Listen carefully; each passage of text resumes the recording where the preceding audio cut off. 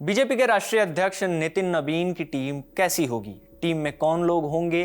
नए पदाधिकारियों की लिस्ट कब आएगी? कैबिनेट विस्तार अब होगा कि तब होगा वाले सवाल के साथ ही ये सवाल घूम रहे थे। 17 अगस्त की दोपहर इस सवाल पर ब्रेक लग गया। बीजेपी ने संगठन की नई टीम बना ली और लिस्ट भी जारी कर दी गई।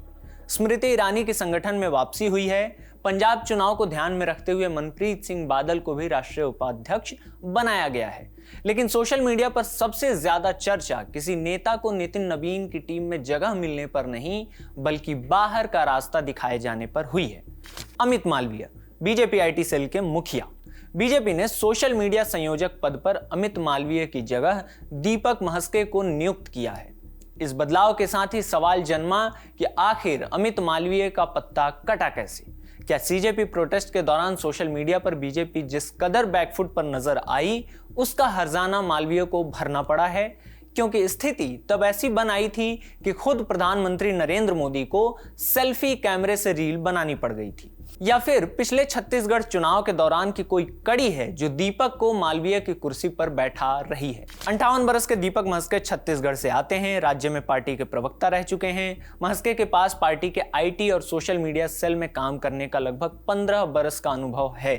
बिहार, छत्तीसगढ़ और पश्चिम बंगाल जैसे कई विधानसभा चुनावों में सोशल मीडिया कैंपेन को पार्टी के लिए लीड कर चुके हैं, जहां बीजेपी ने बड़ी जीत दर्ज की है। दीपक फिलहाल छत्तीसगढ़ मेडिकल सर्विसेज कॉरपोरेशन के चेयरमैन भी हैं, जो कैबिनेट राज्य मंत्री के रैंक के बराबर का दर्जा है। इससे पहले उन्हें पेट्रोलियम और प्राकृतिक गैस मंत्रालय के तहत आने वाली central public sector enterprise engineers India limited के बोर्ड में नॉन गवर्नमेंटल यानी इंडिपेंडेंट डायरेक्टर भी बनाया गया था। इंडियन एक्सप्रेस की एक रिपोर्ट के मुताबिक दीपक महस्के ने 14 अगस्त को बीजेपी के राष्ट्रीय अध्यक्ष नितिन नबीन से मुलाकात की थी। दीपक ने दिल्ली में हुई मुलाकात के बाद सोशल मीडिया पर पोस्ट किया था। इस अवसर पर संगठन और जनसेवा से जुड़े विभिन्न विषयों पर चर्चा हुई। श्री नबीन जी का मार्गदर्शन, सादगी और संगठन के प्रति समर्पण हमेशा प्रेरणादायक होता है। अब जब उन्हें सोशल मीडिया का चीफ बना दिया गया है, तो हमने उनका एक्स अकाउंट देखने की कोशिश की, लेकिन 17 अगस्त की रात उनका अकाउंट पूरी तरह खाली दिखा, जो अब भी खाली ही है। एक्स पर कोई पोस्ट नहीं है। करीब 18,000 फॉलोअर्स हैं। फेसबुक पर भी उनकी प्रोफाइल लगभग खाली ही है। सिर्फ 2 पोस्ट हैं। एक में बीजेपी वाली वही लिस्ट जिसमें उनका नाम भी दर्ज है। दूसरा पार्टी को धन्यवाद करते हुए एक ग्राफिक पोस्ट किया गया है। कैप्शन में लिखा है, भाजपा की राष्ट्रीय टीम में सोशल मीडिया संयोजक का दायित्व सौंपे जाने पर मैं पार्टी के शीर्ष नेतृत्व का हृदय से आभार एवं धन्यवाद व्यक्त करता हूं। इसी पोस्ट में आगे प्रधानमंत्री मोदी और राष्ट्रीय अध्यक्ष नितिन नबीन को भी धन्यवाद कहा गया है। दीपक महस्के की बीजेपी आईटी सेल चीफ के तौर पर नियुक्ति में कोई अचरज वाला एलिमेंट नहीं ढूंढा जा सकता है। 2023 में छत्तीसगढ़ विधानसभा चुनाव हुआ था। तब राज्य में सह प्रभारी के तौर पर नितिन नबीन काम कर रहे थे। इसी दौरान उनकी मुलाकात दीपक महस्के से हुई थी। दीपक तब छत्तीसगढ़ में पार्टी के संगठन में भी सक्रिय थे और सोशल मीडिया कैंपेनिंग का भी हिस्सा थे। अब जबकि पार्टी ने उन्हें राष्ट्रीय स्तर पर सोशल मीडिया इंचार्ज का जिम्मा सौंपा है, तो छत्तीसगढ़ वाला इक्वेशन जोड़कर देखा जा रहा है। लेकिन यह कहानी दीपक को जिम्मेदारी सौंपने से ज्यादा अमित मालवीय से वही जिम्मेदारी छीने जाने की है, क्योंकि मोदी शाह की बीजेपी में 2014 के बाद से बहुत कुछ बदला। उन्होंने कई बार अपनी ही बनाई टीम को भी इधर उधर किया, लेकिन एक शख्स जिसे उसकी कुर्सी से नहीं हिलाया गया था, वो अमित मालवीय ही थे। 2009 में फ्रेंड्स ऑफ बीजेपी नाम से डिजिटल कैंपेन चलाकर चर्चित हुए मालवीय को बीजेपी ने 2015 में आईटी सेल का प्रमुख बनाया था। लगभग 11 बरस हो गए, लेकिन मालवीय अपनी जगह से टस से मस नहीं हुए। 5 राज्यों में होने वाले विधानसभा चुनाव से ठीक पहले उन्हें पद से हटा दिया गया है। जबकि पश्चिम बंगाल विधानसभा चुनाव में जब बीजेपी ने जीत हासिल की, तो जीत का क्रेडिट जिन लोगों में बंटा, उनमें अमित मालवीय का नाम आगे ही था। इस बदलाव के बाद अमित मालवीय ने एक लंबा चौड़ा पोस्ट कर पार्टी को शुक्रिया कहा है और जिन नेताओं को जिम्मेदारी मिली है, उन्हें शुभकामनाएं दी हैं। मालवीय ने लिखा है, मैं विशेष रूप से दीपक महस्के को बधाई देना चाहता हूं, जो बीजेपी के सोशल मीडिया विभाग के प्रमुख के तौर पर मेरी जगह लेंगे, और साथ ही सह संयोजकों प्रीति गांधी, शिवानंद द्विवेदी, आलोक भट्ट और अरुण यादव को भी बधाई देता हूं। सवाल है कि बीजेपी के ये नैरेटिव कंट्रोलर पार्टी के भीतर अपने लिए बने नैरेटिव को लूज कैसे कर गए। इंडिया टीवी से जुड़े पत्रकार पीयूष पद्माकर ने एक्स पर लिखा है, बीजेपी सोशल मीडिया कम्युनिकेशन को एकदम नए तरीके से दुरुस्त करना चाहती है। अब व्यक्ति विशेष के सोशल मीडिया हैंडल से नैरेटिव नहीं बनाया जाएगा। बीजेपी के एक बड़े नेता के हवाले से पीयूष पद्माकर लिखते हैं, अमित मालवीय की सबसे बड़ी गलती यही हुई कि वो अमित मालवीय के चक्कर में ही गए। उन्हें अपने लिए कम और पार्टी के लिए ज्यादा सोचना था। बीजेपी और कांग्रेस में यही फर्क है। बीजेपी में कोई सुप्रिया श्रीनेत और पवन खेड़ा नहीं हो सकता। अगर किसी ने बनने की कोशिश की तो वो देर सवेर अमित मालवीय बन जाएगा। माने व्यक्ति नहीं, विचार महत्वपूर्ण है। व्यक्ति से ऊपर विचार है। शायद अमित मालवीय किसी से प्रेरित होकर व्यक्तिवाद के रास्ते पर निकल पड़े थे। बीजेपी के नेता कहते रहे हैं कि यहां एक व्यक्ति सब कुछ नहीं होता। अमित मालवीय को हटाने के पीछे असल वजह यही है, कहा नहीं जा सकता है, क्योंकि सही जवाब तो शायद खुद मालवीय को भी पता नहीं होगा। सिर्फ 2 ही लोग जानते हैं कि हुआ क्या है, बाकी सब पॉलिटिकल रीडिंग है या ठेठ भाषा में कहें तो कयास है। बीजेपी की वर्किंग स्टाइल पिछले कुछ वक्त की घटनाएं और आने वाले वक्त की चुनौतियों के आधार पर यह रीडिंग है। जैसे इस प्रकरण में एक चैप्टर सीजेपी का भी है, कॉकरोच जनता पार्टी। सीजेआई जस्टिस सूर्यकांत की टिप्पणी के बाद शुरू हुआ डिजिटल कैंपेन सीजेपी। इंस्टाग्राम पर फॉलोअर्स के मामले में सीजेपी ने 5 दिनों में ही बीजेपी को पछाड़ दिया था। जेन जी और इंस्टा के दौर में जहां हर रोज लोग चेक करते हैं कि पोस्ट पर कितने लाइक और प्रोफाइल पर कितने फॉलोअर्स आए, ये लगभग एक जीत हार वाली ही बात थी। खबरें बनी कि सीजेपी ने 5 दिनों में ही 10 मिलियन फॉलोअर्स हासिल कर लिए, जबकि बीजेपी तब लगभग 9 मिलियन के ही आसपास थी। सीजेपी ने फॉलोअर्स के मामले में जो अपर हैंड हासिल किया वो ग्राउंड पर भी थोड़े वक्त में उतरा। हालांकि वो असर पैदा करने में खुद सरकार और दिल्ली पुलिस ने प्रमुख भूमिका निभाई थी। 18 जुलाई को जंतर मंतर पर भूख हड़ताल कर रहे सोनम वांगचुक को दिल्ली पुलिस सफेद चादरों की आड़ में उठा ले गई थी, जिसके रिएक्शन में जंतर मंतर भीड़ से भर गया। संसद मार्च, लाठीचार्ज, केंद्रीय शिक्षा मंत्री धर्मेंद्र प्रधान का इस्तीफा, ये सब हुआ। लेकिन इसमें सबसे बड़ी चीज जो हुई सोशल मीडिया पर हुई। सोनम वांगचुक को उठाए जाने के बाद से लेकर धर्मेंद्र प्रधान के इस्तीफे के बाद तक सोशल मीडिया फीड सीजेपी और प्रदर्शनकारियों के नाम रहा। हर दूसरा रील नारेबाजी का, प्रदर्शन के समर्थन में और सरकार का मजाक उड़ाते हुए मीम बने। इस लपेटाई में प्रधान तो बहुत पीछे छूट चुके थे। प्रधानमंत्री नरेंद्र मोदी को लेकर मीम बनने लगे, रील बने। कई रील्स में प्रदर्शनकारियों ने आपत्तिजनक नारेबाजी या कमेंट्स भी किए, जिसके बाद पीएम ने सेल्फी वीडियो बनाकर आधी रात को वीडियो पोस्ट किया और कहा था कि उनकी मां को भी गाली दी गई, लेकिन वो बच्चों को माफ कर रहे हैं क्योंकि बच्चे भ्रमित हो जाते हैं। 2014 के बाद से शायद ही भारत में ऐसा कोई पॉलिटिकल इवेंट हुआ हो जहां बीजेपी और खुद पीएम मोदी बैकफुट पर खड़े होकर डिफेंसिव खेलने की कोशिश करते दिखें। सीएए के खिलाफ हो रहे प्रदर्शन को ही याद कर लीजिए। आप खुद सुन लीजिए कि झारखंड के दुमका में चुनावी मंच से नरेंद्र मोदी ने क्या कहा था। भाइयों बहनों, ये जो आग लगा रहे हैं, टीवी पे उनके जो दृश्य आ रहे हैं, ये आग लगाने वाले कौन है वो उनके कपड़ों से ही पता चल जाता है। सीएए एनआरसी का आंदोलन चलता रहा। 2020 का साल आ गया। आंदोलन का केंद्र शाहीन बाग बन चुका था। तब अलग अलग पार्टियां दिल्ली चुनाव के प्रचार में लगी हुई थीं। बीजेपी भी लगी हुई थी। 26 जनवरी 2020 को अमित शाह ने एक चुनावी कार्यक्रम के दौरान क्या बयान दिया था, वो सुन लीजिए। तो मित्रों, बटन दबाओ तब इतने गुस्से के साथ दबाना कि बटन यहाँ बाबतपुर में दबे, करंट शाहीन बाग के अंदर लगे।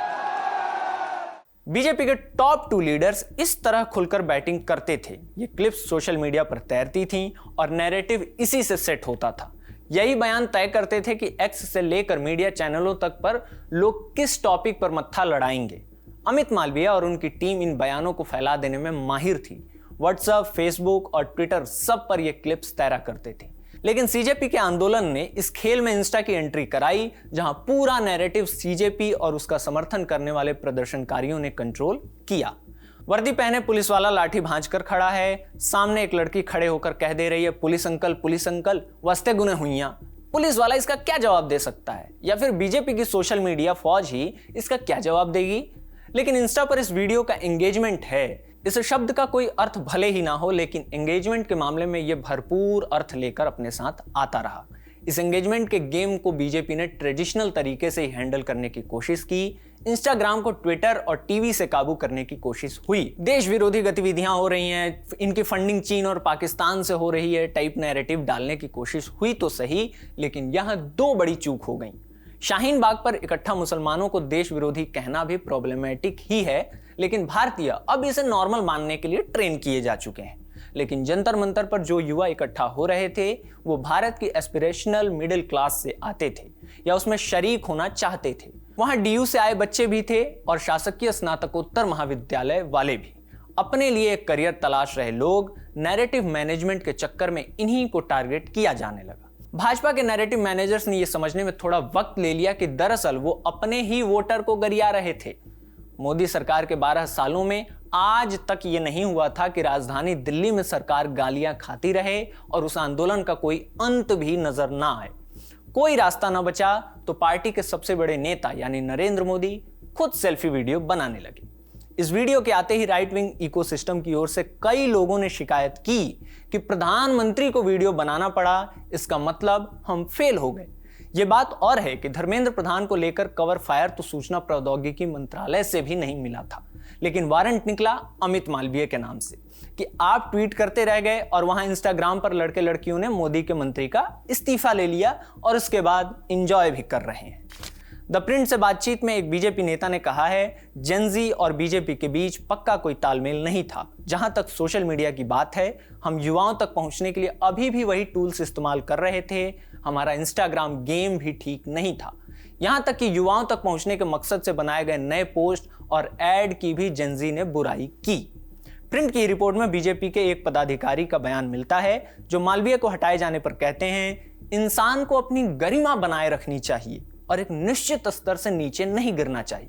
कई बार झूठ फैलाने वाली पोस्ट्स की आलोचना हुई और उन्हें फेक न्यूज के तौर पर भी उजागर किया गया।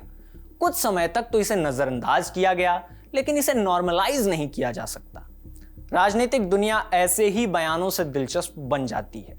यहां जिस बात को आपकी ताकत कहा जाएगा, गर्दन कटने के बाद उसे ही कमजोरी घोषित कर दिया जाता है। पिछले एक दशक में अमित मालवीय एंड टीम की सबसे बड़ी ताकत यही मानी गई कि इन्होंने सोशल मीडिया पर ऐसा जाल बिछाया जहां नैरेटिव को कोई और कंट्रोल ही नहीं कर सकता। अगर एक फेक न्यूज भी डाल दिया नैरेटिव सेट करने के लिए, फिर वो असलियत से ज्यादा तेजी से दौड़ेगा। साल 2018 की बात है, बीजेपी के राष्ट्रीय अध्यक्ष हुआ करते थे तब अमित शाह, जो कि अब गृह मंत्री हैं। राजस्थान के कोटा में सोशल मीडिया वॉलंटियर्स को संबोधित कर रहे थे। यहीं शाह ने एक किस्सा शेयर किया, वो सुनिए जरा। अगर हमारे यहाँ एक लड़का था, उसने थोड़ी चालाकी कर दी। उसने एक बड़े सवेरे, मैंने कहा ना ऊपर से नीचे से ऊपर मैसेज आएगा, ऊपर से नीचे जाएगा। बरेली से उसने एक मैसेज डाल दिया। आज अखिलेश यादव ने नेताजी को, मतलब मुलायम सिंह को चाटा मारा। अब मारा नहीं, नेताजी और अखिलेश जी 600 किलोमीटर दूर थे, मगर उसने डाल दिया और सोशल मीडिया की प्रदेश की टीम ने समझे बगैर उसको नीचे भी डाल दिया। सब जगह फैल गया। 10 बजते बजते मेरे फोन पर, मोबाइल पर, फोन पर फोन, भाई साहब मालूम है अखिलेश ने पिताजी को चाटा मार दिया और जनता में भी एक ऐसा बेटा है जो पिता का नहीं हुआ, हमारा क्या होगा, वगैरह वगैरह वगैरह। महिलाएं भी टूट पड़ी, चल गए। ऐसा करना नहीं चाहिए, मगर उसने एक प्रकार का माहौल घेरा। काम तो है करने जैसा, मगर करना मत। समझ में आता है? एक करने जैसा काम है मगर करना मत। अच्छा काम भी कर सकते हैं हम, जो चाहे वो संदेश जनता के अंदर पहुंचाने का, चाहे खट्टा हो, चाहे मीठा हो, चाहे सच्चा हो, चाहे झूठा हो। एक फेक न्यूज की वजह से माहौल फैल जाने की बात को शाह गंभीरता से बताते हैं, समझाते हैं कि उस फेक न्यूज ने कैसे माहौल बना दिया। फिर खुद ही कह रहे हैं, काम तो करने जैसा ही है लेकिन करना मत। करना मत लेकिन करने जैसा है कि ही गुरु मंत्र पर अमित मालवीय चलते रहे हैं।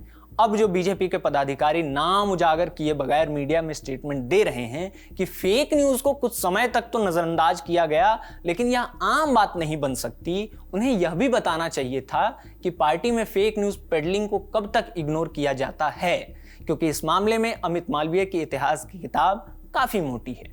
राहुल गांधी के खिलाफ फैलाया गया सबसे बड़ा फेक न्यूज याद कीजिए, ऐसी मशीन बनाऊंगा कि इधर से आलू डालेंगे उधर से सोना निकलेगा। कुछ लोगों को अभी भी लग सकता है कि ये फेक न्यूज तो है नहीं, राहुल गांधी का तो वीडियो है ऐसा। 15 नवंबर 2017 के दिन सुबह 8:30 बजे अमित मालवीय ने 20 सेकंड का एक क्लिप ट्वीट किया जिसमें राहुल गांधी यही आलू डालकर सोना निकालने वाली बात कह रहे हैं। वीडियो देखकर लगेगा कि ये तो राहुल ही कह रहे हैं, लेकिन इस वीडियो के साथ एक दिक्कत है कि इसे बीच से काटा गया है, शुरू और बाद का हिस्सा उड़ा दिया गया।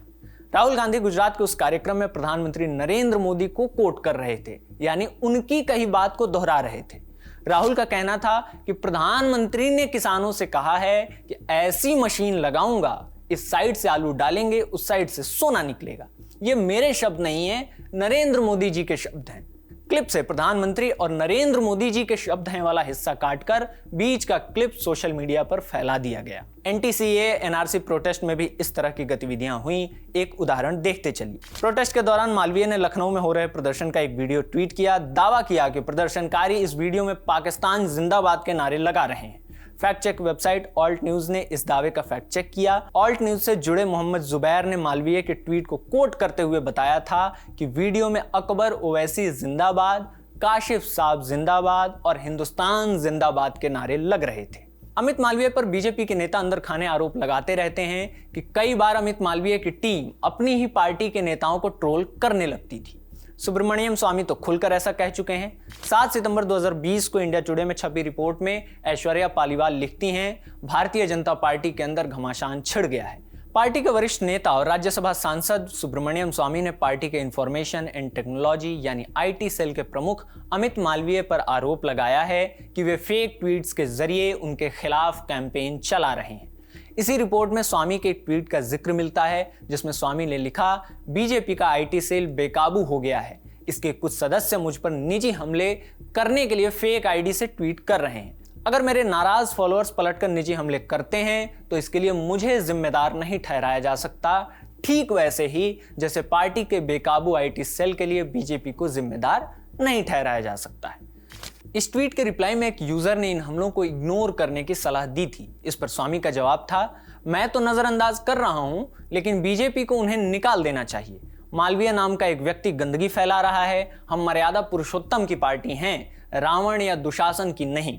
लेकिन कभी बीजेपी ने अमित मालवीय को लेकर ऐसा कोई बयान नहीं दिया या कोई कार्रवाई नहीं की जिससे लगे कि बीजेपी कोई लाइन ड्रॉ कर रही है या इग्नोर करने की सीमा अब समाप्त हो गई है, जैसा कि अब अमित मालवीय को आईटी सेल प्रमुख के पद से हटाए जाने के बाद कहा जा रहा है। असल में अमित मालवीय ने बीजेपी के लिए एक ऐसा नेटवर्क बनाकर दिया है जिसका पार्टी ने नैरेटिव बनाने में खूब फायदा उठाया।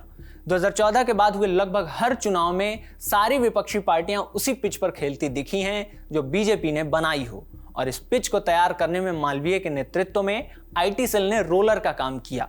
लेकिन इस ढांचे को पहली बार चुनौती मिली सीजेपी प्रोटेस्ट के दौरान, जिसके बाद संगठन में बदलाव करते हुए पार्टी ने अमित मालवीय की भी छुट्टी कर दी।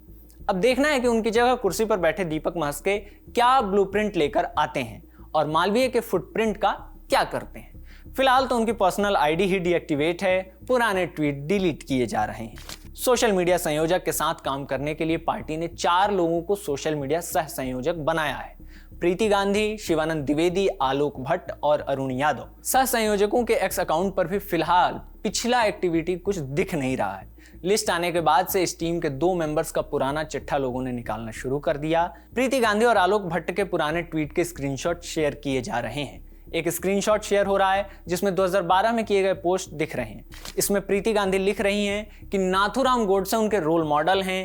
एक पोस्ट 2013 की है जिसमें वो गोडसे को ग्रेट फ्रीडम फाइटर बता रही हैं। एक पोस्ट में लिखा गया है कि मुझे अपने लास्ट नेम पर शर्म आती है, मेरा नाम गोडसे होना चाहिए था। आलोचना हो रही है कि बताइए, जो गोडसे को रोल मॉडल मानती हैं उन्हें बीजेपी ने अपनी सोशल मीडिया का सह संयोजक बना दिया है। ऐसे ही आलोक भट्ट के सोशल मीडिया तहखाने से 2016 के एक पोस्ट का स्क्रीनशॉट वायरल है जिसमें वो लिख रहे हैं कि हमारी हर समस्या की जड़ है मुस्लिम वोट बैंक, उन्हें मिला वोटिंग राइट और आरक्षण। 2012 का भी एक पोस्ट वायरल हो रहा है जिसमें वो कहते हैं कि इस देश को एक इटालियन ... ने बर्बाद किया है। ... की जगह गाली है। इस पोस्ट का इशारा कांग्रेस की पूर्व अध्यक्ष सोनिया गांधी की ओर था।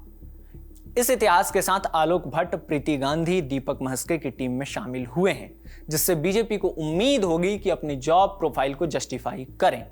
अमित मालवीय की टीम जहां चूक गई वहां पार्टी को मजबूत करें। इस रिपोर्ट में इतना ही। इसे रिकॉर्ड किया है इरशाद ने। मेरा नाम आकाश है। खबरगांव देखते रहिए। नमस्ते।